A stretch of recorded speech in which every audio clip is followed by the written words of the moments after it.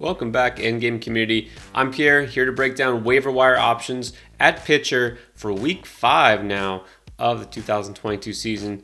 Hard to believe it's already May. We're in month number 5 of the year.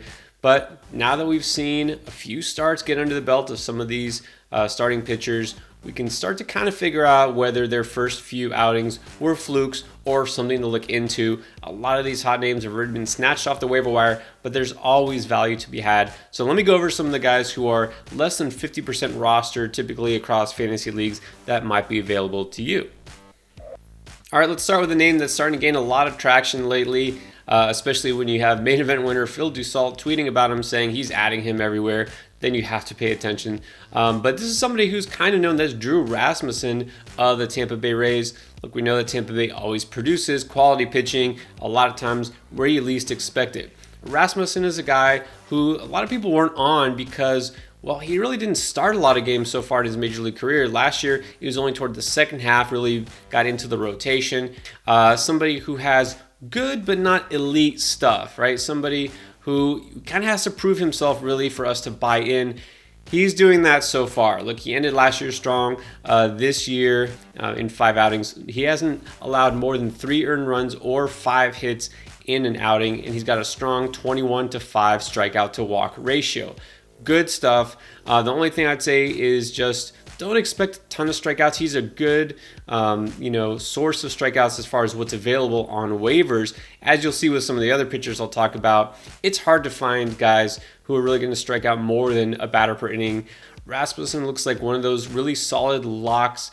He shouldn't blow up in any start, so he's not going to hurt you. He may not get stretched out too far. That's the only thing, Tampa with that bullpen, the way they use it. He's not a guy who's going to go 7-8 innings. Not that anybody really does that these days, as I keep saying. But look, Rasmussen has been really solid. He's somebody who's definitely worth adding if he's available. All right, let's talk about a name that's sort of a blast from the past. That is Madison Bumgarner. Obviously, Giants fans love this guy. Diamondback fans, maybe not so much. He was absolutely terrible in 2020. Better, but not great. Not really a fantasy asset in 2021 either, and it looks like the strikeout stuff, not that he was ever an elite source of strikeouts, not a dominant pitcher in that sense. Well, so far, he's off to a different start in 2022, but different for a few reasons, so let me explain. Now, first of all, you might have heard he's in the news lately because he just got tossed after 1 inning. His latest start didn't go too long because he was arguing with the umpire. So the good news is the fire is back. It looks like this is somebody who's not ready to go off into the good night gently. This is a guy who still wants to win. He's doing what he can, and that includes adjusting his pitch mix. So one thing is we know that Mad Bum, even though he is a fiend on the mound, he's not somebody who brings the heat, not going to throw 100 miles per hour. That was never his game. But what he's doing is he's easing up a little bit on the fastball. He's throwing his cutter 51% of the time. He used to throw it around 36%. He's up that. It's been his most efficient pitch. He's getting a lot more ground balls that way, which is a good thing, and a lot of pop-ups, which is really good. So he's pitching more to contact, but he's doing it efficiently. So far, really good. 1.50 ERA, 1.13 whip. The thing is, strikeouts, well, he's cutting down on those, so only 15 strikeouts in 24 innings. He's also not going to get stretched out too far, so you're going to take what you get from him. But look, if someone can keep his ratios that low, and I'm not saying they're going to stay that low all season because he has had some good batted ball luck so far, but if he's able to locate and work this new pitch mix in, I think he can mostly keep it up. So tentatively recommending Mad Bum if you need help with ratios. All right, here's a surprise for you, a Colorado Rocky that you should add everywhere. All right, so I've added him already in a couple leagues. That is Kuhl of the Rockies. I'm assuming that's how you pronounce his name because, if he had his choice, I'm pretty sure that's how he would want it said. So Kuhl, Kuhl. Now, this is a player that came up through Pittsburgh and was just not good. He just got pounded. He was somebody you wanted no part of in fantasy. He would actively destroy all your pitching categories. Going to Colorado, you'd think it would actually be worse. Somehow it's been better, but not because of the environment or the ballpark, although maybe the team environment is better. But here's the thing. he has definitely changed his pitch mix. He had already an excellent slider, right? That was always in play, but his four-seamer was what got destroyed, right? Just not a very effective fastball. So instead of cutting it down like Mad Bum, he's basically just taking it away. He does not throw it anymore. He's now throwing a sinker instead. He's a guy who's going to pitch down in the zone. And like I said, his slider's already good. That's his put-away pitch. So he's either getting weak contact or getting guys to swing and miss. That's a good combination so far. I mean, it's hard to believe, but a 1.90 ERA, 0.85 whip. Obviously, we're going to see some aggression at some point, but he hasn't allowed more than 5 hits in an outing yet. Yes, small sample size, but again, so far, every start, he's been really good at keeping batters off balance. So I think he can continue with this. This is a guy who has the ability to do so. He seems locked in and focused now. He's got some direction in terms of how to pitch. Once again, you're not going to get overwhelming strikeout numbers, but there's always the trade-off. You need a guy to stream or someone to just help out at the end of your rotation. I mean, you can't do much better than getting a guy who can help both ERA and whip. So I put my faith in Kuhl, despite the fact he does play half his games in Colorado. So far, so good.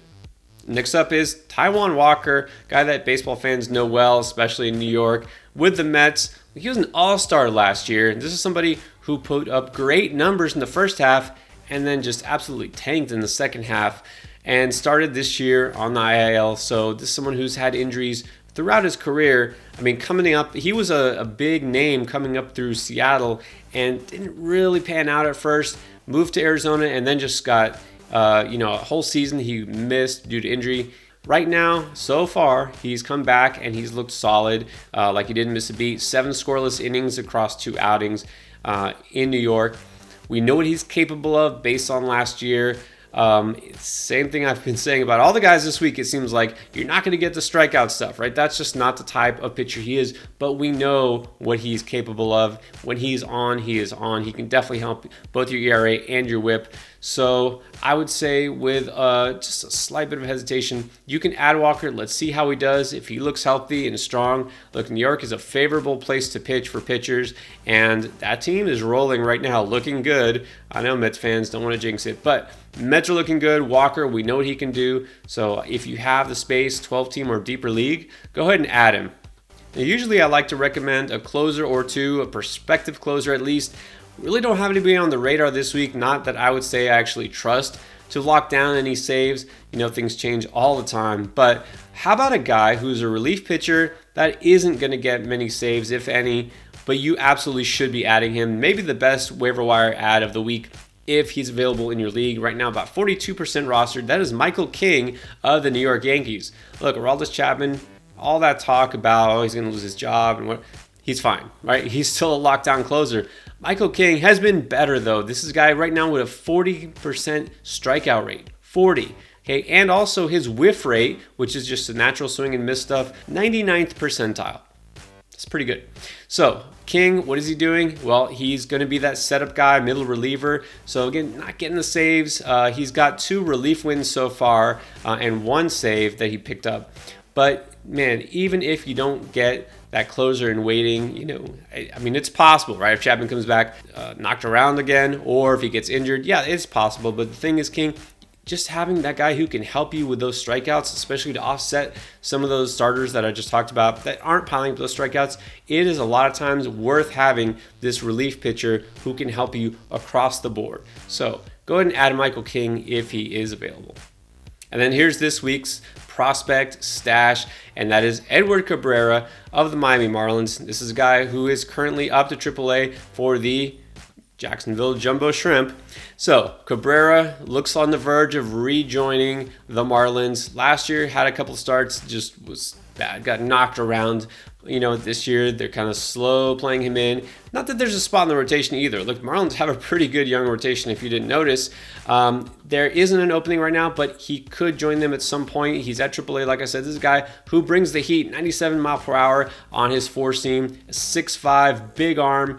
One of their top prospects. If there's a team that knows, if anything, how to develop young pitchers, it's the Marlins. So keep an eye on him. Not a guy to add right now. He's not necessarily right about to get called up, but look, Eliezer Hernandez, He's stayed healthy, but he hasn't looked too great. He might lose his rotation spot and be moved back to the bullpen as a long reliever. It is possible. Injuries always happen, so I say take a hard look at Edward Cabrera and be ready to pounce.